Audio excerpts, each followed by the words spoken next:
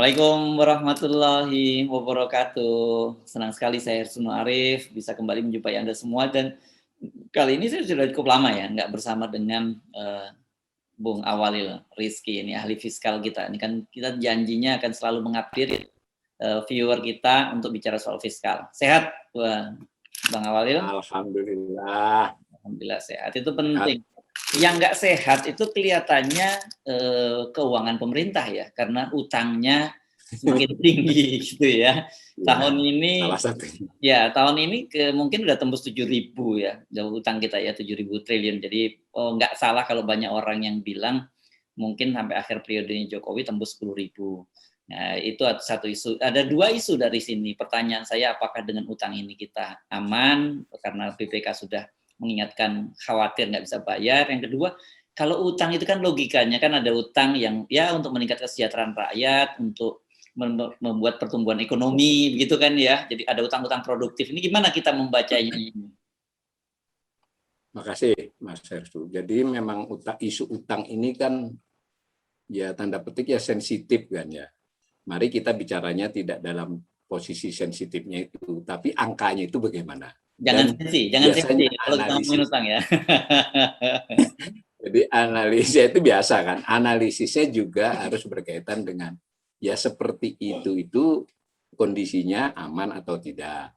Terus jika ada narasi tentang bahwa itu dipakai untuk produktif, kita mau tahu produktifnya di mana dan ukuran produktif itu seperti apa dan seterusnya. Saya coba begitu dulu. Nah, berarti yang pertama kan adalah soal berapa sih sebenarnya utang pemerintah Indonesia saat ini. Nah, saat ini ya kita lompat langsung menurut perkiraan saja untuk akhir 2021. Kalau saat ini di 6.500. Nah, untuk akhir tahun itu bagaimana kita memperkirakan posisi utang pemerintah. Sebetulnya kalau untuk rumah tangga juga kan mudah. Akhir tahun kemarin kita utangnya berapa? Posisi itu outstanding. Nah, selama setahun kita kan ada membayar cicilan atau melunasi SBN. Jadi ini penting diketahui oleh pemirsa. Kalau loan pinjaman, ya toh, itu ada cicilan. Tapi kalau SBN itu pasti pelunasan. Cuma kan seri yang dilunasi, seri yang sudah jatuh tempo, dilunasi nggak bisa dicicil SBN itu. Nah, karena itu kedua-duanya kita sebut saja dengan pelunasan pokok utang. Itu berarti mencakup kedua-duanya. Nah, itu kan sepanjang tahun berjalan ada tanggalnya gitu, bisa sampai berapa 12 sampai 15 kali kan tergantung seri dan tergantung waktunya masing-masing proyek. Nah, berapa sebetulnya sepanjang 2021 ini pemerintah akan membayar utang lama. Nah, sayangnya informasi seperti itu samar, itu loh. Saya tidak ingin mengatakan tidak ada, tapi samar. Silahkan buka nota keuangan dalam 3-4 tahun terakhir itu tidak ada angka tentang berapa pemerintah akan membayar utang pokok selama setahun. Nah, kadang muncul di dokumen yang dikeluarkan oleh level dirjen, Pak. Ya, jadi pemerintah juga resmi itu perencanaan utang tahunan lah begitu ya.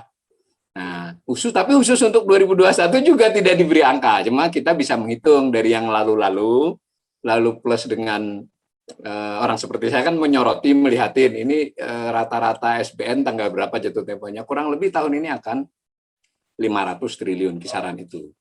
Nah, tahun kemarin 456 triliun. Masuk akal ya. Dan tahun 2019 kita 500 lebih. Jadi saya konservatif tuh menulis 500 itu. Kita akan membayar cicilan 500. Yang kedua kita kan bayar bunga tuh, Mas Hersu. Ya kan? Nah, bayar bunga. Nah, semacam itu. Nah, dengan cara menghitung itu, kita juga bisa menghitung pemerintah ini mau nambah utang berapa selama tahun 2021. Nah, itu ada informasinya.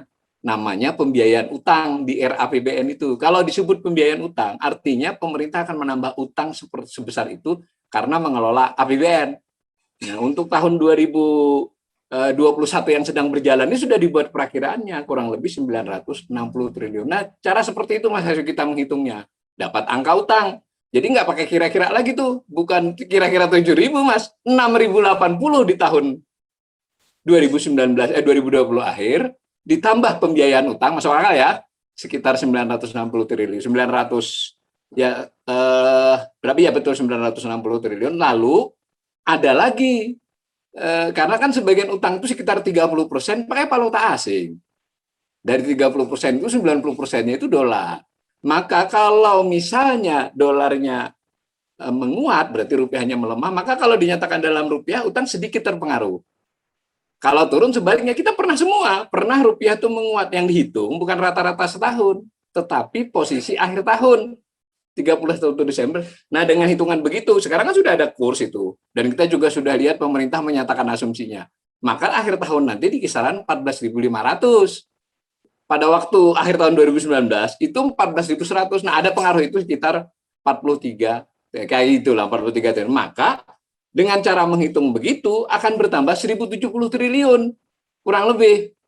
Nah, maka jumlah utang di akhir tahun nanti 7.150, terlepas sekarang baru diumumin 7.550, masih akan bertambah 600. Ya. Begitu Mas Hersio. Itu dulu caranya. Lalu kita bandingkan dari tahun ke tahun. Nah, cara menghitung posisi utang pemerintah bahkan sudah kita bisa perakirakan untuk 2022. Ya. Tidak berdasarkan suka-suka kita, tapi pemerintah ini mau nambah utang berapa di tahun 2022 disebutkan akan menambah utang sebesar kurang lebih 960 triliun. Ada angkanya di APBN itu.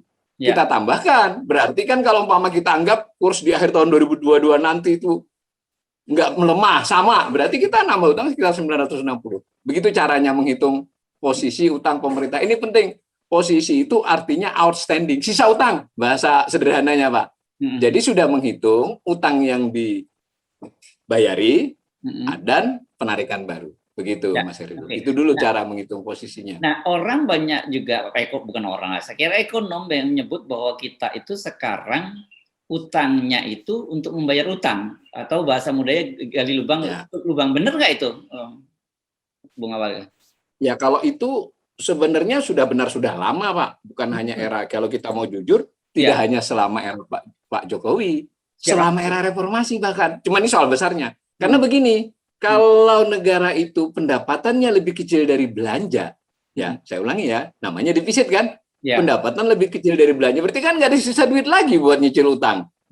Karena di belanja itu tidak termasuk membayar utang, Mas Hersio. Ini yang agak sedikit mungkin buat yang tidak biasa melihat, dikira bayar belanja itu termasuk bayar utang. Enggak ada. Kalau bayar bunga masuk. Kalau bayar utang dicatatnya di bawah. Jadi di bawah itu artinya ada cara mencatatnya, namanya pembiayaan. Jadi kalau defisit karena belanja itu tidak termasuk membayar utang, maka berarti tidak ada lagi sisa duit untuk membayar cicilan atau pelunasan. Sejak kita defisit, itu kita sudah bayar utang dengan utang. Hanya jumlahnya berapa, kan gitu toh. Nah, ketika tahun-tahun belakangan ini nilainya itu meningkat gitu loh, defisitnya itu. Berarti kan bertambah, gali lubang tutup lubangnya. Ada satu, Mas Heru. Ada bunga utang tadi. Bunga utang kan dibayarnya di belanja, dicatatnya di belanja. Nah, bagaimana kalau itu tidak dihitung? Nah, seolah-olah tidak ada belanja bayar bunga. Nah, itu namanya ada istilah teknisnya, keseimbangan primer. Tapi intinya, kalau keseimbangan primer itu negatif secara teknis, artinya tidak hanya utang yang dibayar dengan utang, tetapi seluruh bunga utang juga dibayar dengan utang. Nah, itu yang agak unik tahun-tahun belakangan ini. Tidak hanya utang baru, utang lama, tetapi bunga utang pun dibayar dengan utang. Unik, memang berlangsungnya sejak 2012. Jadi Pak SBY juga di era Pak SBY sudah 2012, tapi sedikit. Nah, belakangan agak banyak. Agak banyak, lalu jadi banyak akibat pandemi. Jadi ini penting juga. Jangan sampai gara-gara pandemi. Jadi ini artinya fenomena ini sudah berlangsung. Hanya pandemi memperparahnya. Jadi kita harus pisah dulu faktor itu. Saya setuju. Ada gambaran berapa sebelum pandemi dan setelah pandemi itu? Apakah sehingga kita bisa tahu seberapa besar penambahannya itu? Ya, yang paling mudah itu sebetulnya ya memang nilai utangnya tadi kan. Ya. Jadi misalnya kita melihat naik-kenaikan. Jadi kan tadi sudah tahu cara menghitungnya. Lalu kan ada angka-angkanya dari tahun ke tahun. Nah, kalau kita lihat sederhanakan ya, setiap tahun itu memang fluktuasi, kadang banyak, kadang kecil. Kalau dibuat rata-rata, anggap aja periode pemerintahan ini, kita tidak bermaksud menjelekkan satu pemerintahan, loh kan analis bisa toh. Biar kita lihat tuh setiap era pemerintahan itu nambah utangnya berapa supaya jangan hoax toh.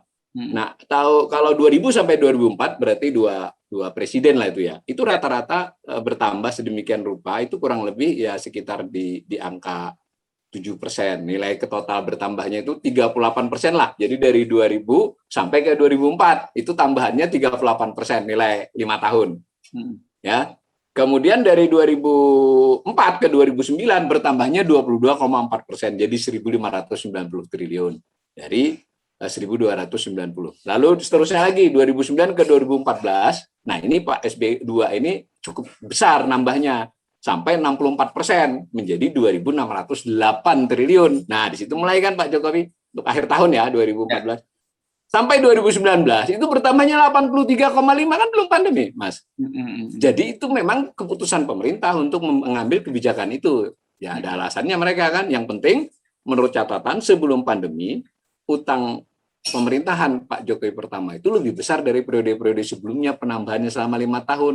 Nah, ketika pandemi langsung melompat, Mas. Kira-kira gitulah. Melompat jauh lebih besar. Wong 1 tahun saja sudah bertambah 27%. Padahal itu selama RSBY 1 cuma 22%, kurang lebih begitu.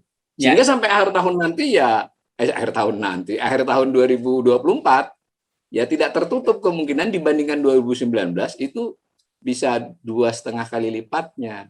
Kurang lebih begitu caranya. Oke. Ya. Nah, ini supaya kita juga dapat gambaran sih. Apa sih artinya? Kalau dalam rumah tangga kita tahu bahwa orang yang sudah hidupnya bayar minjem utang untuk bayar utang itu pasti sebentar lagi pemerintah bakal bangkrut.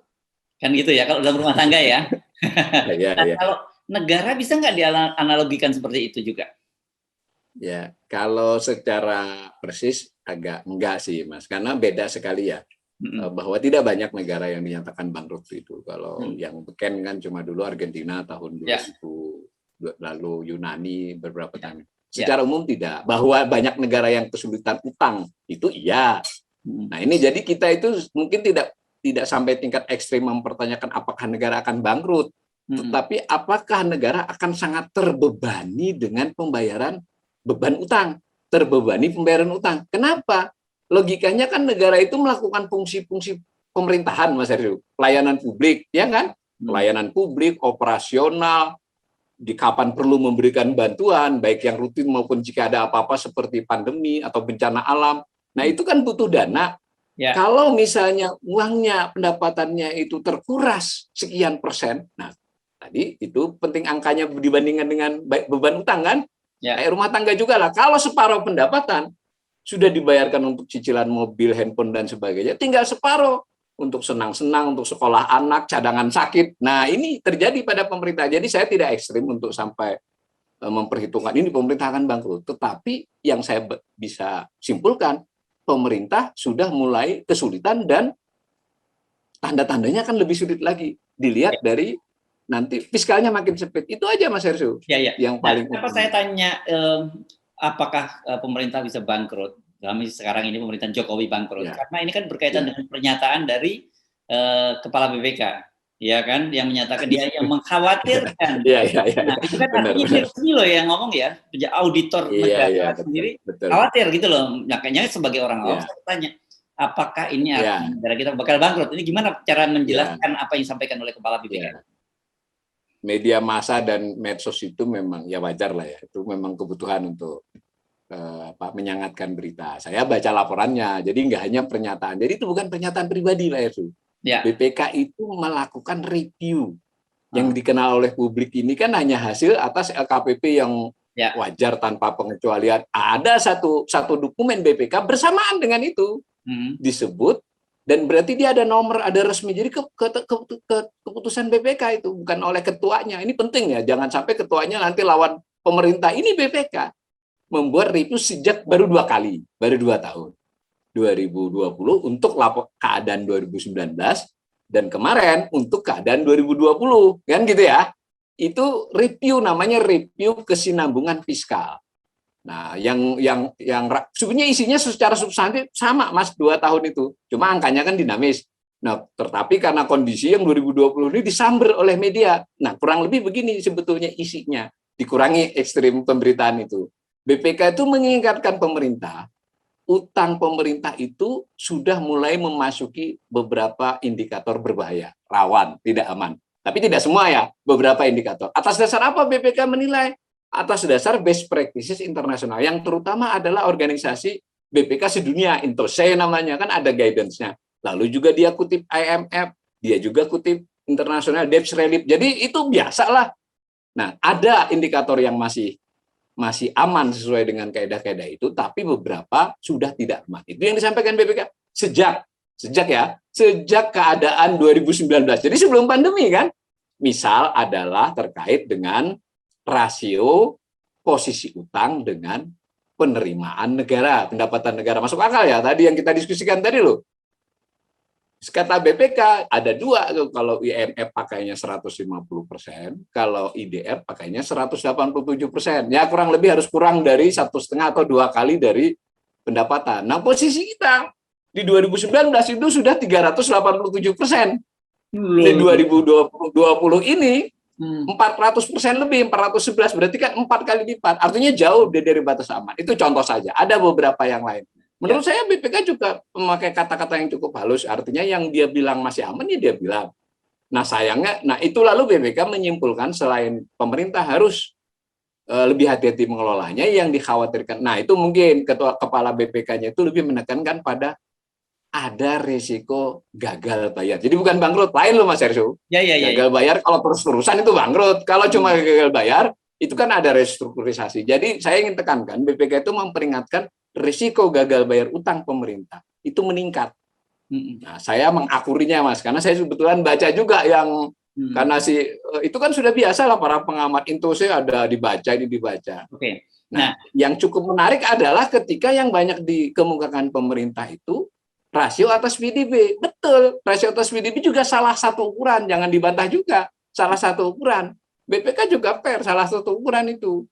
Nah, tetapi kalau mau mengukur apakah Mas Hersuni dalam keadaan baik-baik saja, umpama ini kita bicara kesehatan, kan tidak cukup hanya dengan sampean kelihatannya masih bisa berdiri, kan perlu diketahui juga tekanan darahnya berapa, detak jantungnya berapa, ya, atau suhunya berapa. Nah kira-kira semacam itu.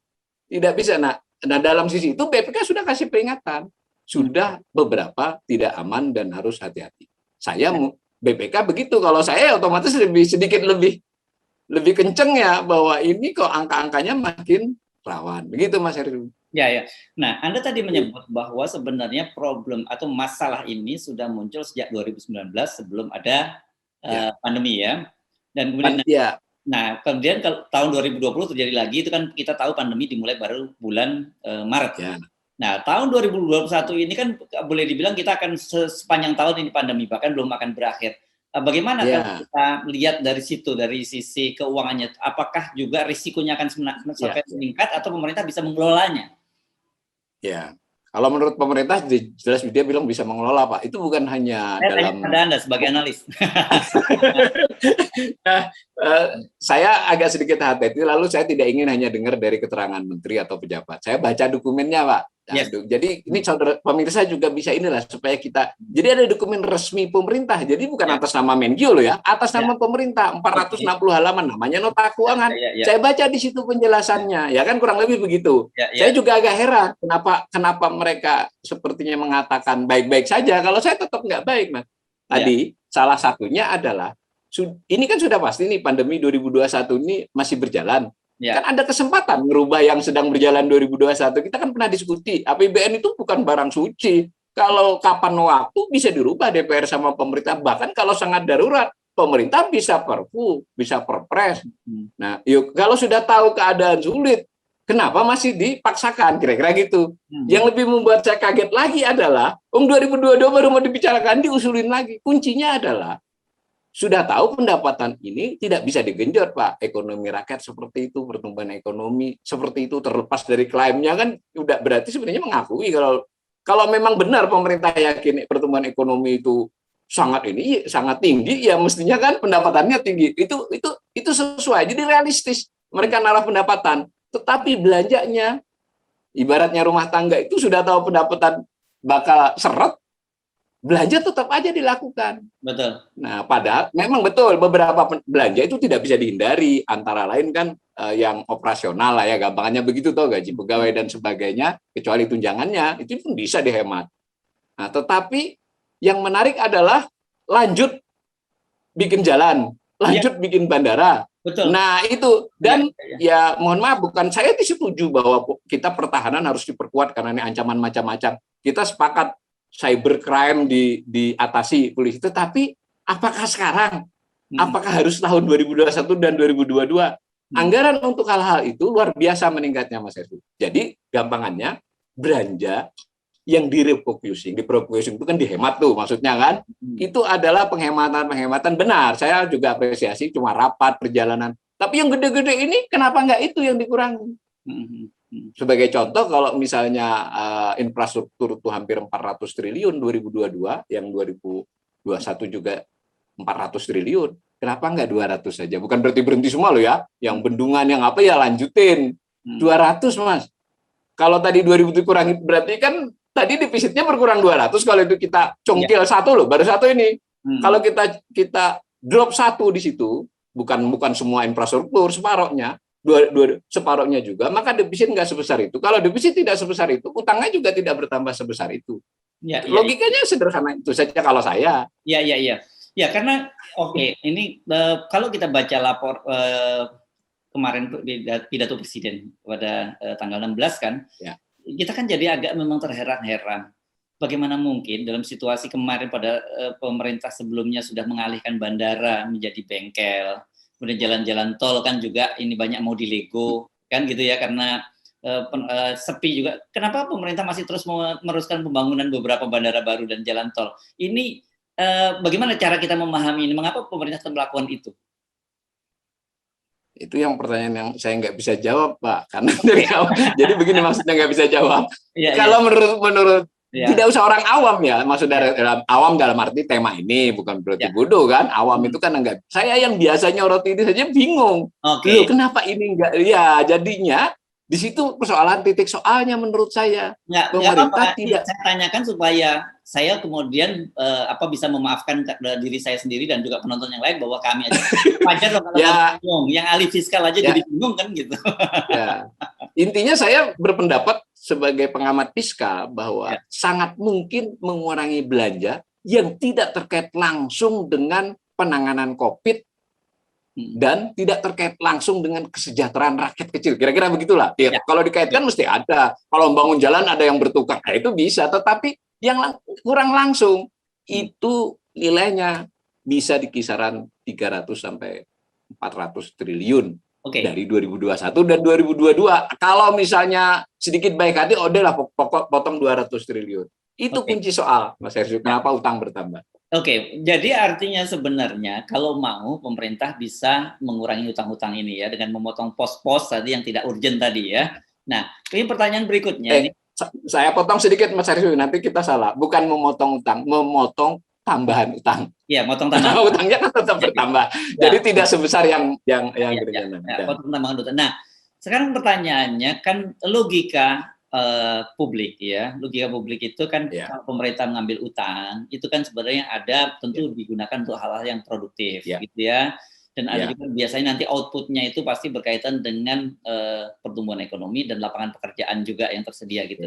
Tapi realitasnya nggak menunjukkan semacam itu karena hidup rakyat itu makin susah gitu dan orang juga banyak kehilangan pekerjaan. Ini bagaimana menjelaskan ini?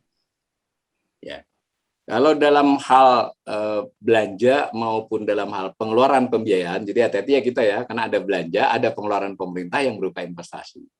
Secara anggaran itu kita bisa menganalisis biasanya secara teoritis ada 3, ada yang disebut dengan output. Output itu berarti keluaran. Jadi kalau duit didanai, itu keluarannya bisa dokumen. Kan ada kegiatan pemerintah yang hasilnya dokumen, orangnya itu kajian. Ada yang hasilnya jumlah orang yang mengikuti training, itu namanya output. Nah, kalau tadi mau ekstrim, jalan sekian kilometer namanya output. Nah, tetapi ada juga yang disebut outcome. Berarti ini artinya dengan output itu, outcome-nya apa? Nah, jadi kalau misalnya tadi pelatihan, ya kan, outputnya adalah peningkatan orang yang dilatih itu kualitasnya apa. Dan dokumen berarti outcome-nya adalah memberikan apa namanya evaluasi atau ide baru terhadap tema yang dibahas. Itu namanya outcome. Ada yang lebih jauh lagi namanya impact. Nah, outcome dan impact ini beriris. Tadi yang disebutkan Mas Hersu, dengan duit sekian ada project ini. Nah, outputnya adalah jalan, itu outcome-nya adalah menyerap tenaga kerja sekian, outcome-nya adalah ekonomi masyarakat sekitar bergerakan begitu toh. Nah, impact-nya ya pertumbuhan ekonomi nasional, tingkat pengangguran, dan nah, kita jadi tiga-tiganya kita bisa evaluasi. Betul nggak? Itu bahwa outputnya bertambah. Jadi jangan juga langsung ke pertumbuhan ekonomi, Mas. Output saja deh. Berapa nilai output? Nah, tadi karena penjelasan yang sering, menurut saya sering ini dikemukakan, bahwa ini utang produktif. Ya sudah, sederhana aja, lu ngutang berapa, outputnya berapa. Benar nggak, Mas Hersu? Jadi utang, ya kan kalau Mas Hersu sebagai keluarga, ngutang, entah sama keluarga, saudara gitu, mau ngutang. Kenapa ngutang? Saya mau beli motor, karena saya biar lebih mobile untuk kerja. Ya berapa butuhnya kan? Ya ternyata Mas Hersu ngutangnya 20 beli motornya, cuma motor bekas 8 juta, misalnya ada 12 juta. Nah, itu bisa. Bagaimana cara mengukurnya? Ya sederhana, tadi yang masalahnya adalah narasinya itu sering jumlah kilometer jalan, apa itu kan, proyeknya nilainya berapa, itu kan jadi agak sedikit ini. Ada cara Mas Hersu yang lebih gampang, udah kita lihat keseluruhan aja, jangan cerita sepotong-sepotong. Kan pemerintah punya laporan tentang asetnya, benar nggak? Ya, kalau tadi saya nanyain Mas Hersu, HP-nya mana, nilainya berapa? Nah, pemerintah karena luas tuh banyak kan, punya jalan, punya tanah. Nah, ini tidak terdukung. Jadi jumlah nilai aset pemerintah dari tahun ke tahun itu tidak mendukung dikaitkan dengan tambahan utang. Artinya utang kan tidak untuk nambah aset. Nah, ada aset naik di tahun 2019, tapi itu bukan karena berutang, Pak, karena revaluasi. Revaluasi itu begini, karena pemerintah punya banyak tanah, ini terutama ya, maka tanahnya dihargai baru. Jadi kan tambahan karena beli baru itu nggak banyak, bukan berarti nggak ada, jangan salah juga. Sebagian duit utang itu memang dipakai, tapi terlalu kecil. Nah, kalau mau lebih jauh, jadi lebih serius, jalan itu meningkatkan perekonomian tidak. Kalau meningkatkan perekonomian, ambil contoh yang sederhana, pertumbuhan ekonomi, ya toh? Semua jalan tadi, bandara tadi, irigasi tadi, apapun yang disebut. Loh, ternyata rata-rata pertumbuhan, ini kita nggak usah bicara pandemi dulu, rata-rata pertumbuhan sebelum pandemi era 2015-2021 itu hanya di 5%, lebih rendah dari SBY 2 dan SBY 1 yang sampai selama 10 tahun 5,83. Loh, tadi kita sudah bicara, waktu itu utangnya yang utang juga, Mas. Kita juga harus fair nih, jangan sampai era yang sekarang dituduh tukang utang saja. Yang dulu juga ngutang kok. Yang kita akan perbandingkan adalah utangnya bertambah berapa. Nah, tambahan utangnya yang di sana tadi lebih rendah kan tadi, kan nanti mungkin bisa dibantu dengan slide oleh Mas Hersu. Nah, tetapi hasil ekonominya 5,83 selama 10 tahun, tentu naik turun ya. Lah yang ini tambahnya cuma 5%. Enggak, di luar pandemi. 7,07% kok kemarin naiknya. Itu kan 1 triwulan, Mas. Ini yang kita harus hati-hati. Kenapa? Karena ternyata ini mengejutkan, Mas. Saya saja terkejut. Yeah. Pemerintah sudah mulai mengakui. Jadi di Outlook ini ada di era APBN ini pemerintah menduga pertumbuhan 2021, Mas, itu 3,7 sampai 4,5. Itu artinya kan kalau di rata-ratanya di angka 4,1 berarti dia ngakui bahwa ini akan berjalannya kan 4,1 kurang lebih. Iya. Okay. Lalu pengangguran, Mas, ini penting juga. Apakah utang itu membuat kesempatan kerja meningkat lebih cepat? Sejauh yang saya pelajari, ya betul. Pemerintah sebelum pandemi berhasil mengurangi pengangguran, artinya menciptakan lapangan kerja baru cukup banyak. Tetapi kalau kita lihat periode-periode sebelumnya ya segitu juga. Loh, kalau sama-sama segitu kok utangnya lebih banyak. Kira-kira gitu ya nalarnya ya. Ya. Terus yang berikutnya kemiskinan. Benar juga bahwa kemiskinan berkurang selama ini, kecuali pandemi ya. Jadi kita bicara netral. Nah, tapi sama, laju penurunan kemiskinan itu bahkan lebih lambat juga. Jadi tiga-tiganya tuh. Terus berarti kan dalam hal impact, outcome dan impact itu kurang. Saya mau nambahkan juga di outcome. Kalau bangun bandara, bangun pelabuhan dan sebagainya itu kan maksudnya agar orang bisa lewat lebih banyak, barang bisa diangkut lebih banyak, ya dirujuk nanti ekspor dan seterusnya. Kan ada data juga. Nah, saya menghitungnya karena data 2020 belum dipresisikan oleh BPS, baru ada info. Tapi yang sampai 2019 saja. Dan nanti 2020 alasannya kan ini lagi COVID lagi. Tidak terdukung. Jadi tidak terdukung peningkatan jumlah penumpang, jumlah barang yang keluar. Malah yang sedikit meningkat itu justru yang masuk. Nah, kalau begitu kan jadi pertanyaan banyak. Tapi saya juga tidak ingin ekstrim ini. Bukan berarti tidak mempengaruhi. Tetapi tambahan utang itu berapa dipakai untuk membangun tersebut. Lalu apa hasilnya? Yang tadi kalau Mas Hersyu memberi contoh jadi bengkel segala, saya ekonom yang lihatnya keseluruhan aja lah. Yang namanya kasus kan bisa. Tapi secara keseluruhan memang tidak terdukung. Ya. Gitu, Mas. Jadi saya termasuk orang yang berpendapat utang yang dibilang untuk keperluan produktif itu tidak salah. Tapi ya di kisaran 10% sampai 20% produktif, yang 80% tidak produktif. Menurut saya. Jadi apa yang kita bisa simpulkan dan bagaimana kita memahami fenomena ini ketika utang ternyata semakin bertambah tinggi, tetapi tidak, gampangnya bahasanya gitu, dampaknya tidak signifikan gitu ya buat masyarakat gitu ya? Ya memang berarti sebetulnya masalahnya tidak hanya di utangnya, artinya bukan jumlah utangnya, jumlah bebannya, tetapi adalah perencanaan pembangunan secara keseluruhan, lebih khusus lagi belanja APBN dan investasi APBN itu ke arah mana. Nah, itu kan jadinya artinya kalau memilih itu pilihan, itu memang hak oleh pemerintah dan DPR, tapi kita sebagai warga kan, apalagi saya yang kebetulan rajin mengamati kan boleh juga mengkritik. Itu berarti pilihan belanja kamu, pilihan program kamu, ya toh, tidak mendukung ini. Nah, kalau begitu sudah cukup evaluasinya. Mbok ya ke depannya ibaratnya itu ya belok lah gitu. Kalaupun nggak banting setir kan terlalu berat, Pak. Belok. Sudah jelas bahwa yang paling penting di negeri ini adalah UMKM. Nah, buat saya loh. Kemudian pertanian. Bisa dibalik lah, pertanian dulu baru UMKM. Kalau dua hal itu diurusi dengan benar, itu pertumbuhan ekonomi, pengangguran itu membaik. Tentu memang jalan membantu untuk pertanian. Tetapi kalau dibuat jalan dulu, petaninya tidak mendapatkan dukungan yang memadai dalam hal soal pupuk, sarana pertanian, harga pertanian, kan ya nggak bisa, Mas.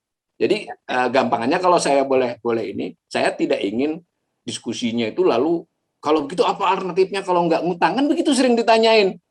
Nanti dulu, saya tidak anti utang, saya anti utang yang banyak dan tidak perlu, gitu loh. Ya. Kita berutang yang terukur dengan kapasitas negara kita dan berutang untuk hal-hal yang sudah diperhitungkan, sudah kelayakan studi, itu akan berdampak apa kepada perekonomian. Itu yang dipilih, dan itu kurang memadai, untuk tidak mengatakan sangat tidak memadai. Itu dibenerin. Nah, tetapi karena kita sudah di ujung nih, Mas, kita ini kan sudah di ujung nih, utangnya sudah mulai diingatkan BPK rawan. Kalau di ujung ada tindakan darurat, ada tindakan yang tadi belok. Tindakan daruratnya jelas sekali adalah potong belanja. Ya toh? Ada yang satu lagi yang jarang didiskusikan, Mas. Kita bayar bunga utang ketinggian. Oh iya. Dibandingkan negara-negara lain. Sehingga tadi di tahun ini kita akan membayar 366 triliun. Tahun 2021 yang berjalan ini, di tahun depan akan 405. Itu kan bisa dirata-rata. Dan bahkan diakui oleh pemerintah. Khusus SBN-nya 6,8%. SBN-nya 6,8%. Kan kita bandingkan dengan Malaysia bagaimana, Thailand bagaimana, Filipina bagaimana, kan begitu. Kita juga bisa, kan ada rating. Pemerintah suka mengklaim bahwa ya betul, pemerintah juga betul menginformasikan kita ratingnya masih bagus. Oke, dengan rating yang sama mereka bunganya berapa? Sederhananya kan kalau Mas Hersyu dengan saya ini satu kelas, mestinya dapat kredit dengan bunga yang sama dong. Masa saya mahal sampean murah, kita sekelas kok. Nah, di sisi itu sudah jelas kita kemahalan bunganya. Nah, kalau itu bisa dilakukan dengan serius di political will kuat untuk menekan bunga, anggap saja kita rata-rata ini 6 itu bukan hanya SBN ya. Kalau ditekan jadi 4, kita dapat 2%, Mas. Dari posisi utang loh. 2 dari tadi kita bicara 7.000, ada potensi penghematan 140 triliun, nggak main-main, tentu bertahap. Artinya itu darurat. Tapi yang jangka tidak daruratnya adalah, dan sudah dimulai harusnya dari 2022, belokin dong belanjanya. Belokin, saya ingin pastikan ini, Mas, dibelokin belanja itu. kita kalau pertahanan yang kuat itu adalah rakyat yang makmur kalau buat saya dan aman. Mau kita punya senjata berapa, ketertiban dan keamanan masyarakat. Ini saya, tentu ini dia subjektif ya, tapi silakan ini kan direkam. Bahwa kalau rakyat itu relatif makmur, kemudian solidaritas sosial mereka meningkat, ya tantangan terhadap keamanan ketertiban itu tidak perlu segera dilakukan dengan cara-cara yang ya sangat-sangat complicated lah begitu. Ya. Oke, ini kalau auditor pasti dia bicaranya akan curiga, kenapa kok kita memberikan bunga lebih tinggi? Ada apa gitu ya kalau auditor ya. Negara lain dengan bunga yang yang lebih rendah bisa dapat utangan, kenapa kita mesti kasih utangan yang tinggi? Ya. Inilah. Dan Filipina itu kan ratingnya dengan kita nggak jauh, bahkan dia kadang dia lebih jelek, tapi dia bunganya lebih rendah dari kita. Itu dia. Makanya orang boleh curiga dong. Gitu. Ya, tapi satu saya kira yang kita bisa simpulkan mungkin sementara ini adalah dengan satu bahasa yang lebih mudah, pemerintah kembalilah ke jalan yang benar. Gitu. Jangan terlampau terus menambah utang. Ya kita ngikut BPK aja. Iya hati-hati, berutang dikelola dengan hati-hati, dan itu rambu-rambu rawannya ya udah diperhatikan, mengarah ke yang aman. Ya, oke. Baik, terima kasih Bung Awalil atas perbincangan ini. Nanti kita akan bahas soal-soal lain yang berkaitan dengan fiskal ini. Tapi saya senangnya sama Anda, walaupun kita ngomongnya sebenarnya ngeri-ngeri sedap, tapi Anda mendelivernya dengan santai saja. Terima kasih Bung Awalil. Assalamualaikum warahmatullahi wabarakatuh. Waalaikumsalam warahmatullahi wabarakatuh.